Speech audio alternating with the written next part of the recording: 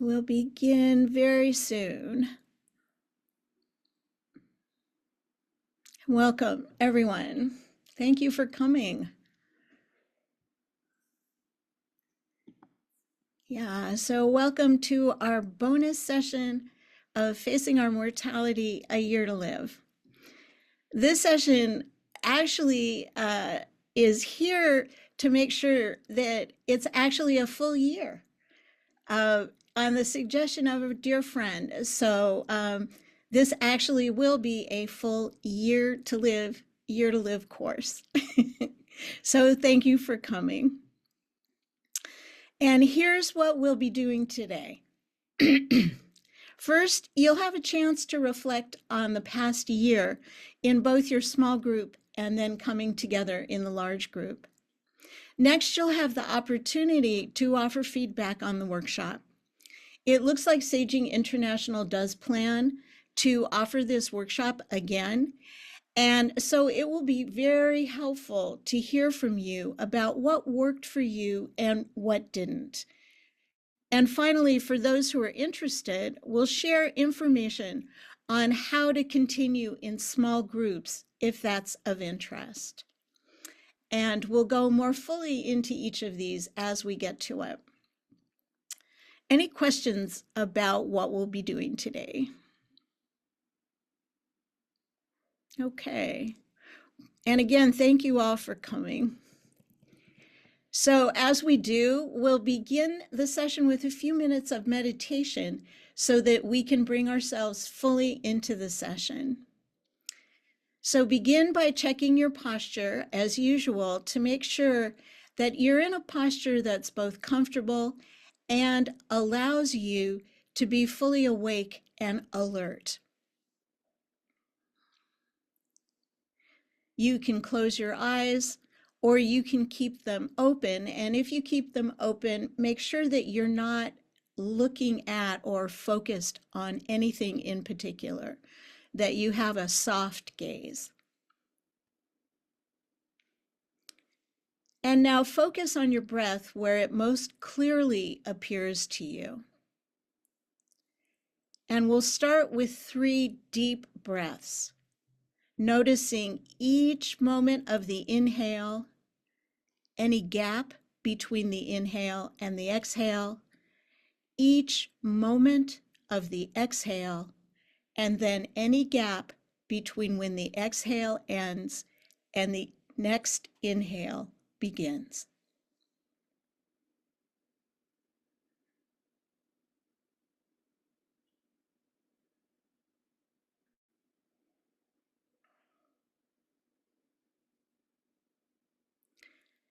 Now allow your breath to resume its normal pattern and keep your attention focused on the breath in the way that you focused on each inhale and exhale in your deep breaths.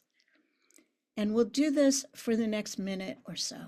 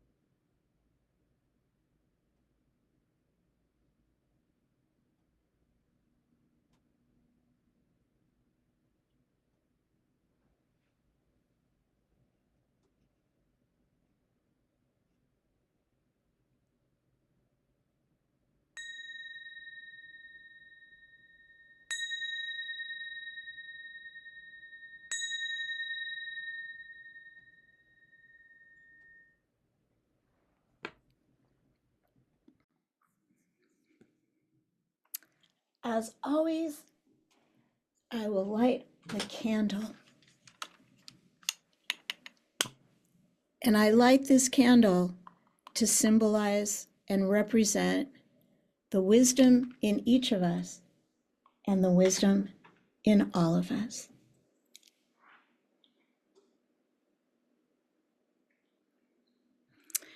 Of course, no session would be complete without our quick reminders.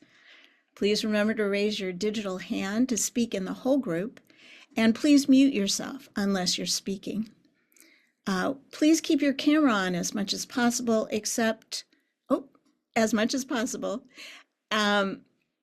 Please change your name on Zoom if necessary so we know who you are, especially for the breakout rooms.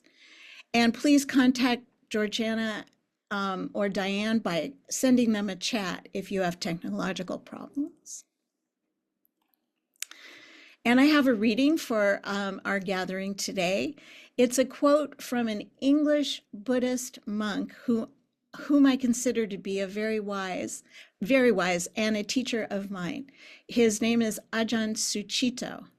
Ajahn means teacher in the Thai language, which is where the lineage I practice is from. I picked it to affirm the work we've done together over the past year, and in the hopes that you'll continue to incorporate the awareness of mortality that we've worked together with as you continue living your lives. Another heart-opening recollection is of mortality. This is because the perception of mortality causes some of the sticky stuff the mind contracts around to lose its grip. Where's the pressure to get, consume, or even be something when everything you get, you lose? What is really worth giving time and attention to? If you are to die this very night, why hold grudges? The recollection of mortality also reminds us that our energy, mental agility, and health are finite and dwindling. We must use such resources in a way that will enhance or free our lives, or we will waste the time in fantasies and frustrations. Used wisely, then, the recollection of death keeps the heart attuned to the good, the clear, and the present. So now we're going to begin the first of the three aspects of our gathering today, which is reflecting on the year. In the epilogue to A Year to Live, Stephen Levine reflects on where he is now that his year-long experiment of living the past year as if it was his last, and tells us that in the course of resolving unfinished business and tidying up loose ends, my life has opened in subtle and unexpected ways. You'll now have a chance to reflect on your own experience of the past year. First, we'll go into small group breakout rooms to talk about the past year, and then we'll come back into the large group and share whatever feels right about your experience. So here's a slide with some suggestions for your discussion, and Georgiana will be putting these into the chat to go into your breakout room with you. How did the Year to Live practice go for the past year? What was it like to live 2024 as if you only had this 1 year to live? And was it easy or hard to maintain this practice throughout the year? Why do you think that was? Any questions about what you'll be talking about in your small group?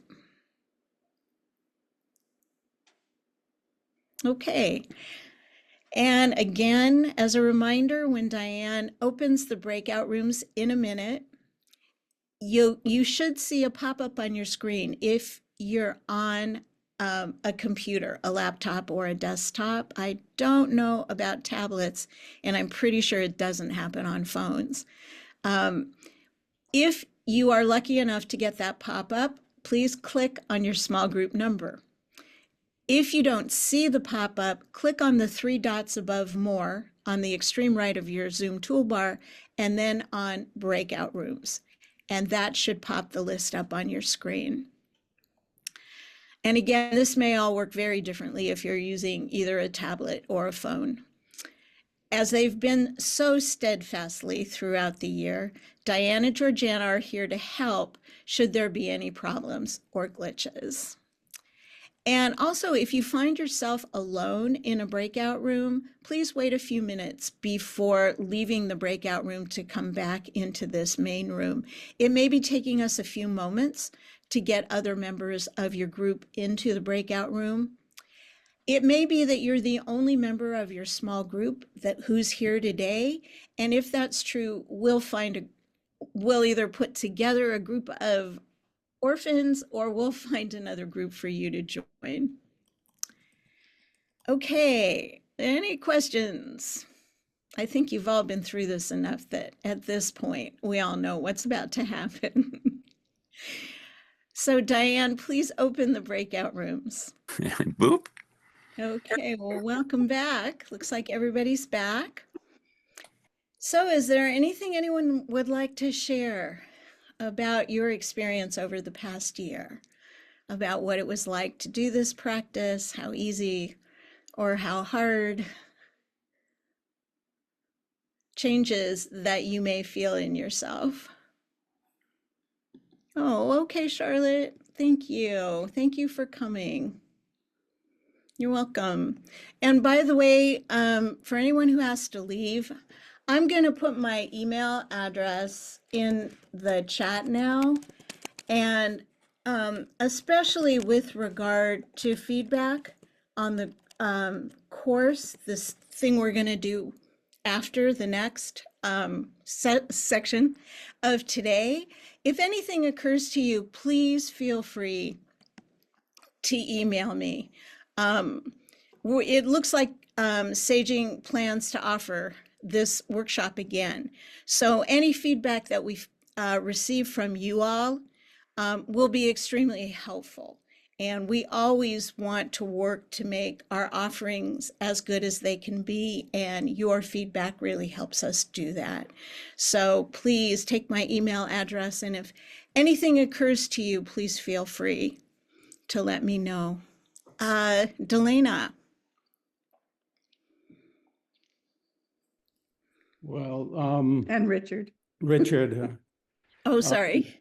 Okay, no, we're Delana's Richard and Richard's Delana, and there's like all of us here. In truth, there's no separation. But what I was going to say is that these last 12 months, really, I've lived in a way that's not been different whatsoever, because I have a deep spiritual practice that is based on the teachings of Ramana Maharshi, who had a tremendous fear of death when he was 16 years old and awakened to his true nature, which he realized was deathless.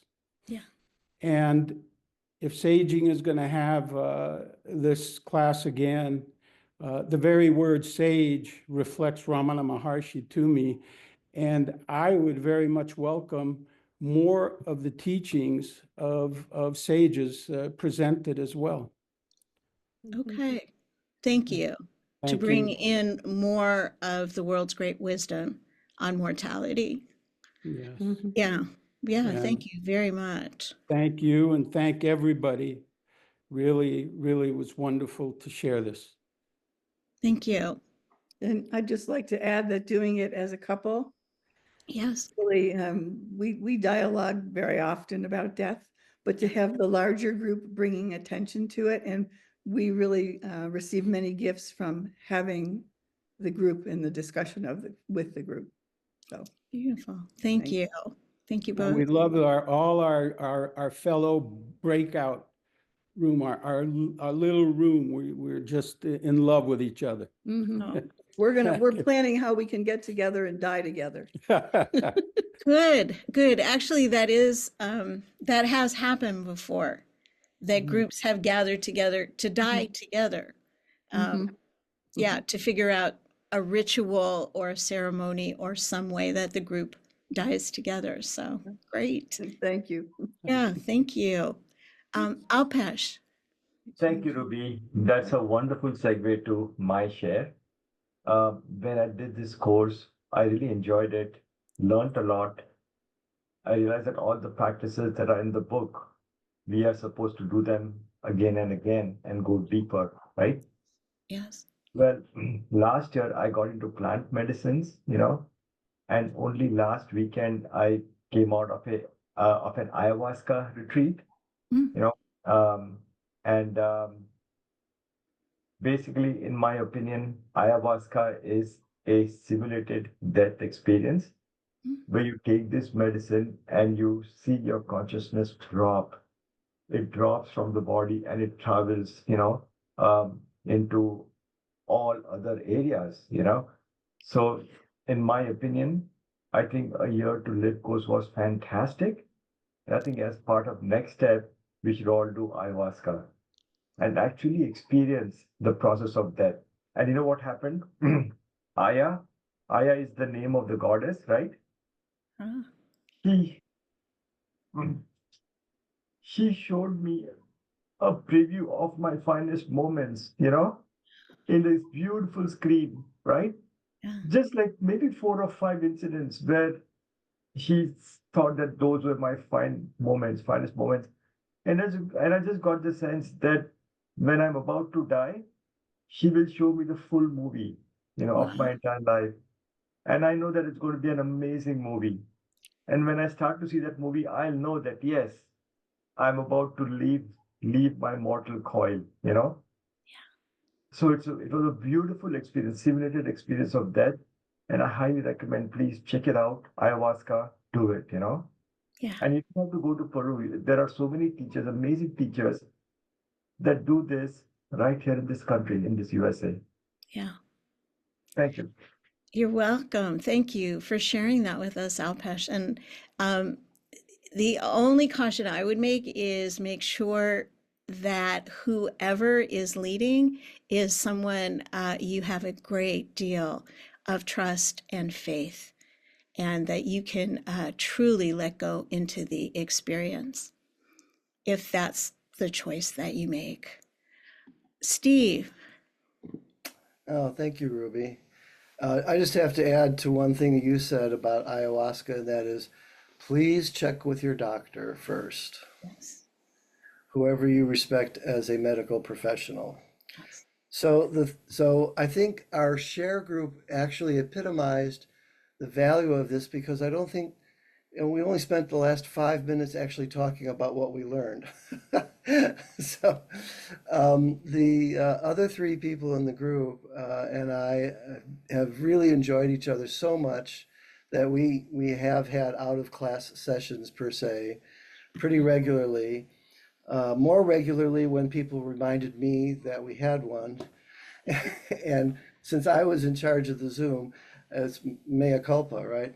But we're going to continue our group afterwards, and Mary, my wife, will join us. Right now she's sick, so she's not joining anything. But that was in some ways the one of the three most valuable things.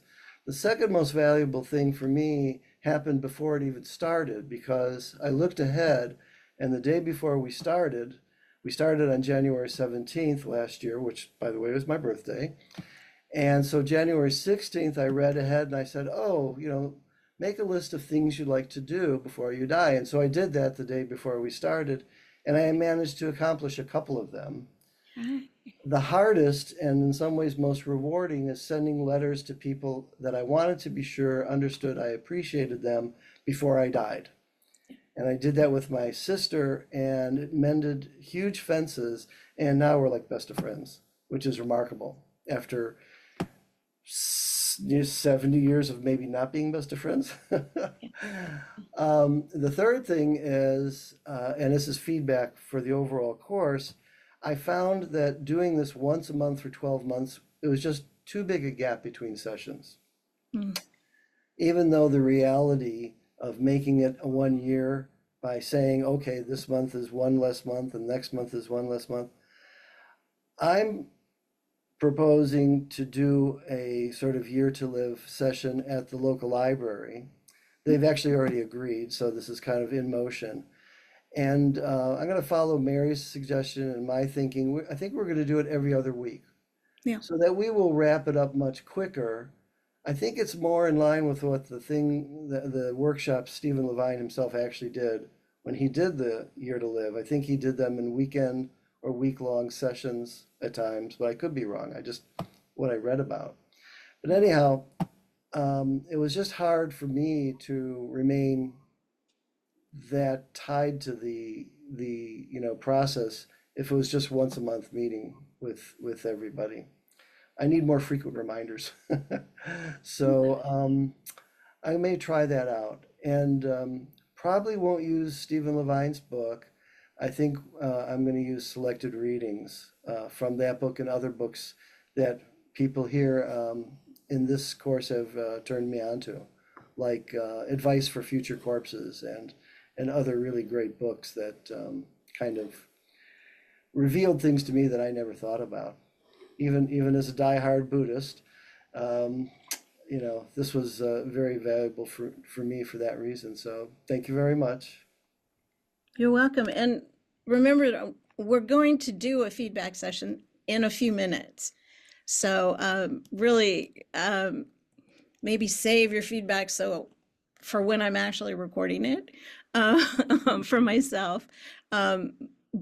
This is time to reflect on the year. I know that they go together hand in hand. It may be an artificial distinction, but Martina. Yeah, I suppose I want to echo the support it has been through the year of meeting with the same small group, and we met in between also. Just that, and to agree with Alpesh as far as sacred plant medicine, it can be a great doorway that bypasses the ego when it's done in the right sacred way, in the right sacred circle. It's very powerful. And for me, by coincidence with another group, I had a weekend retreat where just last weekend, and just the timing of it was that we had died, but we had to write our eulogy, and in the circle we lay in our coffin, and someone read our eulogy, and then the people became divine beings that we were met at the gateway to the afterlife and met our guardian angel and our loved ones and our deeper soul. And then we went out a door and came back in reborn. So it was just a very apt ending. But for me, I was just saying in the small group, the other members of the circle I was in had never done any work or hadn't been speaking about death for a year. So I felt it was so apt where I was, and it wasn't as, it was quite overwhelming for some, for some in the group to actually meet death in that way. But to actually spend a year speaking about death, and many of us in our small group have been touched by death in the year also, that it has just been a great support, and it just opens it up. And I think it was Delana that said, that it's amazing how anyone touched by death brings you in touch with life. I'm paraphrasing, but something to that is that it brings us in touch with more living. Yes. Yeah. Thank you. Yeah, that's certainly the hope, that having the consciousness of death brings us to live each moment as fully as we possibly can. Yeah. Yeah. When people have heard about things like a year to live, and, we're going to be talking about death and dying, one response that I've gotten through the years is, "Oh my God, that's so morbid," and it's really the opposite. Yeah. So thank you. Any other shares on the experience of the year before we move on? Okay. So now is the time for feedback. So the second reason we're here today is to give you the opportunity to give feedback on the course. And some of you have already begun, and I appreciate it. And as I mentioned, it's likely that Saging will offer this again, possibly as soon as starting this July. And your feedback clearly will help us improve the workshop. Shelley.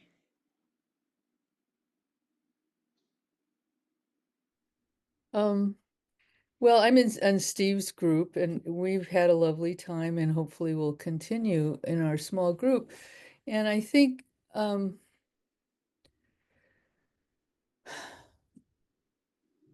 my discomfort in this large group is there wasn't very much content.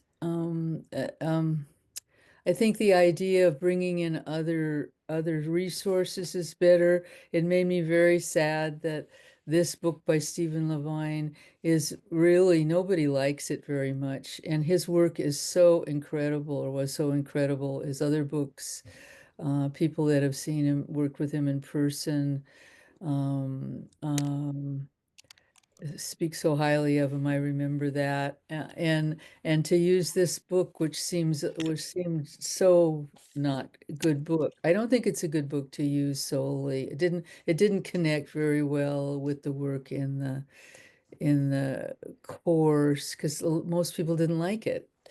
And Ruby, you even said you didn't like it. So I think there's a better book, better material to use. I think that would really help. Um, And, if you have thoughts, I'm going to be sending out the resource list that I put together through the year with a lot of input, actually, from a lot of you.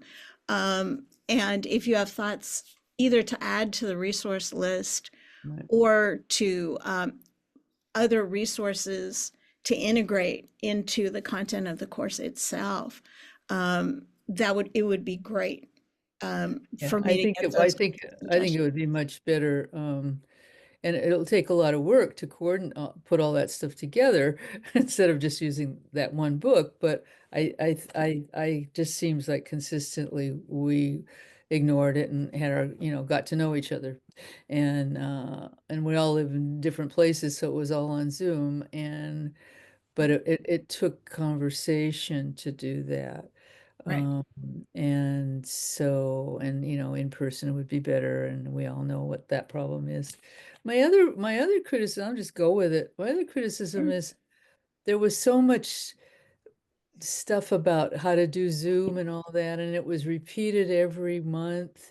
Yeah. And I understand the first couple of times, because we are who we are, but it got kind of boring. Some of that stuff seemed unnecessary. We've all been through it. We know how to find frankly, our rooms. And I don't think you need to do that much. I think you could let it go and assume people know what they're doing after 12 sessions, or even after one. And many of us are elderly, so maybe after 2 sessions. But after that, we've done it already. We've been on Zoom for 5 years. Um, so just take away that stuff. Let's just talk more. We need Okay. to talk more. Yeah, that's all. Thank And you. thank you. I know this is a lot of work and for everybody, and I really appreciate the movement, but I think it's got to evolve. I think it needs it's time for it to move to. Thank you. Well, Judy, let me just check this chat. You'll have, as participants, you'll have recordings. You'll have access to the recordings forever. you have the links, and they will be up on Saging's YouTube channel. Yeah, it's also why we ask you not to share the links with other people who were not participants in the program, but you'll have them. We don't take them down. They will remain up on the Saging YouTube channel. Thank you for that question. Nancy. Okay, I agree with Steve, actually. I agree that it over the year I lost a lot of focus for me over a year-long experience. It would have helped me, and the year was a difficult year too. I mean, there was so much going on, and I feel like it was probably one of the worst years. And to stay focused on dying, I was resistant to that for one reason, because I'm overwhelmed by the year. And that's one experience, one example of that. The but so that's what I would say. I lost focus on, it was always on the back of my mind, but I lost focus on placing it in my heart, is what I would say. Because, and I'm not going to fault, anything other than the fact that maybe I'm totally, not ready to go there in my life. I notice that I'm not ready to go there. I mean, that's a step right on in of itself. But that's my reaction. I love talking to Echo every month, and for the most part we both showed up, and he's a lovely human being, and he was a good match for me, in my opinion. And but I feel also that I need more work on getting to get there, and that's my job, not a seminar's job. But I also agree with whoever it was that said, using another, in addition to Steve Levine's book, there's so much good writing on the dying process. I've been reading Mingar Rinpoche, who's a Tibetan Buddhist. I am a Zen Buddhist practitioner all my life, but he did a beautiful job. And what was the name of his book? Something about beautiful living. I don't remember what it was, but it's a beautiful book. And he died. He had an experience of close to death, and he was very descriptive. And I found it really pulled me in. It's a spiritual experience. I personally will seek more of that, because I'm not there yet. So that's Thank you. Yeah, and I think, one thing I'm hearing too is it would have been better if early on, and possibly even as reminders through the year, if I had been talking about how noticing that one has lost focus or that it's difficult is actually part of the practice. Yes. But, I certainly didn't expect, I don't think Stephen Levine would ever have expected, or anyone else, that for an entire year, 24/7, a participant's focus was entirely on the year to live. Yeah. But noticing, and in fact, in a memoir writing group that I'm part of, and Steve actually is part of as well, I just wrote about this on Friday, about how I don't do it for an entire year, and I've been leading these groups for many years. But what's important is to notice when that resistance happens, and maybe if there's the capacity in that moment to try to explore what the resistance is about. And I agree with you, Nancy. I don't think anyone could have seen the external challenges that the year may have posed for people. This was a fairly extraordinarily challenging year worldwide. And this year isn't starting off much better When we look at especially things like the California wildfires, for example, and what that may mean in terms of climate change. So again, that's part of the practice itself, is looking at when we come to consciousness during the month that, oh, you get the reminder from saging that the gathering's going to happen, and you realize I really haven't done this month, to kind of look at that, to look at what Yeah. that's about. And I think if I had been bringing that in more, it may have changed that experience for people. So thank you. Thank you. Well, That's really good feedback. just if I can add, I don't want to monopolize, but I just want to add, if if we have a meditation practice, we're doing that. Yes. And I agree with you. And I think for myself, I would have liked a more focused, shorter period of time to focus on this, and then be able to continue to continue to reflect and notice. Yeah. Because we're always doing that anyways, if we're Yeah. practicing. Yeah. So anyway, thank you. Thank you so much for everything. You're welcome. Reese. Well, thank you, Ruby, for this. I thought it was a really great course. And for me, the beauty was that it did last a whole year. I mean, how many people get a year diagnosis and actually get a whole year to live with it and prepare for dying? I don't think if that happened to you, I would hope you wouldn't be focused on your dying that entire time. So I think the year-long practice really worked. Our group also met we met on the first Wednesdays as well as then this was the third, which was really great. And so we started out with 5 in our small group and it whittled down to 3, but there was like such divine intervention or whatever you want to call it in putting the 3 of us together. And, as far as the book goes, we don't follow the curriculum. We didn't do what you told us to do, but we always had plenty to talk about. And often what we talked about it came into then what you brought up for, it still meshed together, even though we weren't following the program, so to speak. We talked about how we weren't following it, we weren't doing it. But we also all talked about how just by virtue of meeting every month, it was in our consciousness, even if we weren't necessarily conscious of it. And we were noticing things we might not have noticed otherwise. I saw people that I might not have made the trip if I had, forever to live.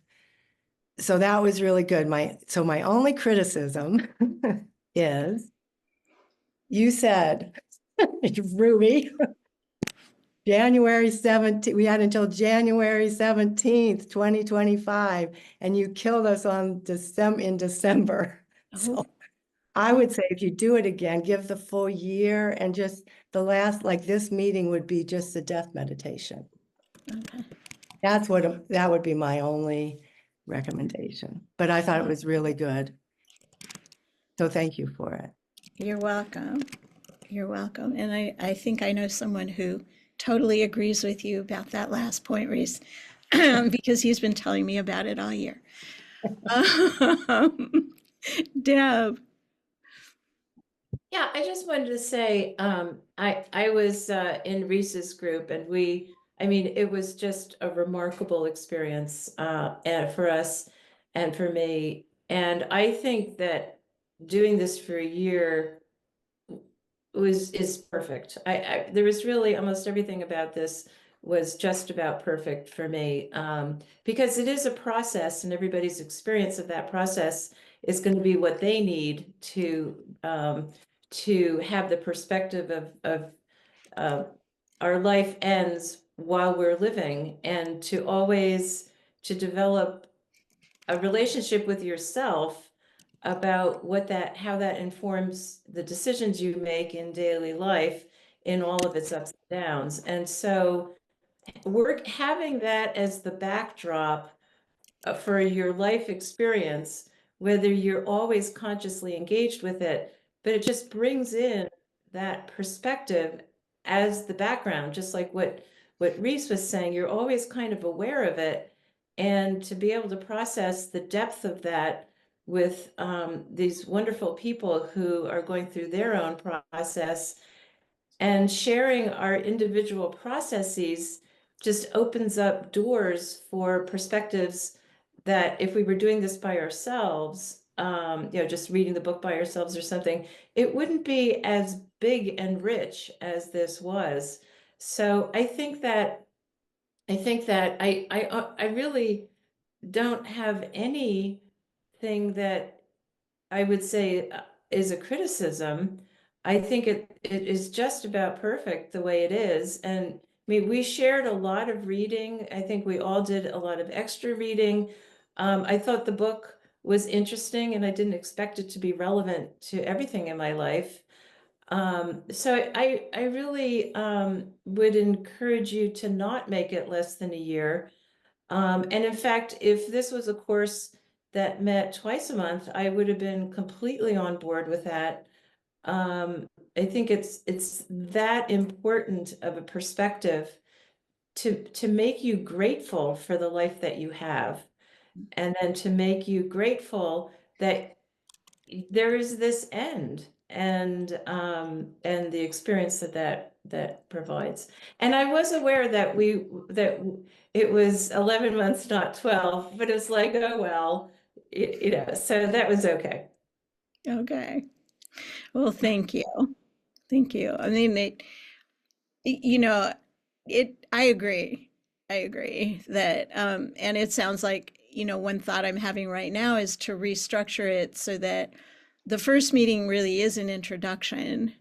And then the first month, that's when the first monthly practice happens, right? And then we go through to the following, if it's July, for example, to the following July to have that last meeting, so that there are 13 meetings. I'm convinced, Steve, okay? It makes a lot of sense. The year is a year. So thank you. Thank you. Uh-oh. I just want to note Judy's suggestion in the chat, that from saging come suggestions of resources, or even an assignment that's not in the book, but that's from another resource. Like Steve had mentioned, Sally Tisdale specifically, her book Advice for Future Corpses, for example, or, more kind of full than the reading I gave today from Ajahn Suchito, for example, kind of more reading from wisdom traditions, like Vedanta, Ramana Maharshi, or like Buddhism, and one of the people I follow is Richard Rohr. So even more from Christian traditions as well. Reb Zalman had a lot more to say as well. So, and there are lots of other wise people in Islam and Judaism as well. So to include kind of much broader scope of readings in addition. Yeah, so Steve. So, thank you for adjusting the calendar a bit. It's my birthday next week, so I've got a couple more, no, this week. Oh my God, 2 days. Friday. So I have 2 days to live. When Reese was talking, it occurred to me as a suggestion, which I'm sure, well, you can consider, that although you have a program for the year, I would consider at about the 6-month meeting, saying, up, surprise, time's up. And then giving the death meditation, because you never do know, do you? Right? You've been given a year to live, but guess what? And you know, that happened to me, as you know, personally, because when I was in Chicago, I thought I was going to die. I Right. had an attack that put me in the hospital last July, halfway through last year, and I thought this was it. My time was up. So it was very salutary and sobering. Of course, I didn't change anything afterwards, but it was quite a shock. And so it just occurred to me, if I were teaching this, which I might try doing, you do never know. And then, of Right. course, you continue on past that intermission. But no, I really enjoyed it. And Mary and I both, we did almost none of the homework, but we were aware of it. And of course, we meditate anyway and do death meditation. So it's like, um, the only other thing I would say is this is such a minor thing, but when Rosemary sends out the emails Yeah. letting us know the web link, put the web link at the top, because Okay. there's a lot of pro forma information that you have to go through, and you have to scroll down and find the actual Zoom link. And I would just say, for those of us who, TLDR, too long, didn't read. Uh, if you put the Zoom link at the top, it saves you 15 seconds of your life. Okay. So, and we do know by now where to look for everything else, but yeah, less is better. Yeah. Of course, I'm not a good example of that, but okay. Thank you. Thank you, Steve. Okay. Anything else? I just want to actually, Georgina, if you could really quickly put up slide 6, just as a reminder for people. So these were some things that occurred to me in terms of areas of feedback, and I think you've spoken to many of these, but first of all, the longer guided meditations, the short meditations at the beginning of each session, the monthly readings. I think we've heard some on the book and feelings about the book. The monthly practices, whether, you know, whether they were of value to even include them, and how we presented them, and the content of each monthly presentation. Were there topics we didn't cover that you would have liked us to cover, or topics that we did cover that you found boring, unnecessary, and would have appreciated a session devoted to something different? And then finally, the small groups and breakout groups that a number of you have talked about.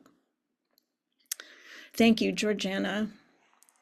Yeah, so if, okay, if there's no other feedback, and again, you have my email address, or if for some reason you don't, or you lose it, I'll let Rosemary know, and you can always send feedback to Rosemary that she'll forward to me. But thank you all. This is exactly what I hoped would happen, is that kind of very concrete and direct feedback on things about the program that worked and didn't work for you. So thank you. And I'd like to talk a little bit about continuing in small groups. Many of you have met with the same small group throughout the year. And as I think a few of you have mentioned, some of you have even met between the monthly sessions in your small gathering, and you may have shared at quite intimate and deep levels, and you may find yourselves wanting to continue to meet. And this happens after, especially we note, after our signature courses as well in saging, after awakening the sage within and deepening the sage within, that people have worked at a level and shared at a level that they really want to keep working together. And so one thing that saging offers is what's called a wisdom circle. And as you can see from this slide, this is the idea of a wisdom circle. You may want to continue, if you do decide to continue in a group, you may want to continue to focus on mortality, or you may want to you may decide that you want to expand and look at aging more generally, exploring the role of elders, becoming a wise elder. So, and some of you may not have had that kind of intimate small group experience here, but you may want to keep this kind of work going. So, at the moment, this Wisdom Circle infrastructure and saging itself is undergoing review and reconstruction by Saging's own service in community team. But here's what we know, that in order to be a wisdom circle within Saging itself, each member of the circle must have completed Saging International's signature course, Awakening the Sage Within. And I know that many of you have. If you're interested, the next offering starts February 5th. It'll be 4 consecutive Wednesdays, co-facilitated by our own Georgiana and our own Reese. And I have actually been their tech host for several years, and they do an incredible job. So if you haven't taken Awakening the Sage Within, and you want to learn more about Reb Zalman's teachings, especially what are considered to be the 6 core topics of saging, I highly recommend that you explore this course with Georgiana and Reese. And then once the design has been completed, one person from the group, a facilitator, must participate in a Wisdom Circle orientation workshop. Now, the person who participates doesn't necessarily take on being the facilitator of the group every meeting. You may decide that you want to rotate facilitation. You may want to be peer-led. But Saging will want to know that one person at least has completed this orientation. As I said, it's not completely designed yet. So Jesu Henry, who's leading the Wisdom Circle initiative for Saging, suggests that the groups start meeting. And if you've been meeting, continue meeting, and that one person from the group contact her. And there is her email address is there. Yeah, thank you, Reese. And I'll see you very soon. Okay. So yeah, and for those of you who haven't been in a small group that has had that kind of cohesion, again, email me and let me know, and I will do my best to put together a group for you. You've all been through the year-long experience. You know, you may not have shared within a small group with each other, but you already have this experience in common. And so again, if you want to kind of keep this going, please email me and let me know, and we'll put together a group. Any questions?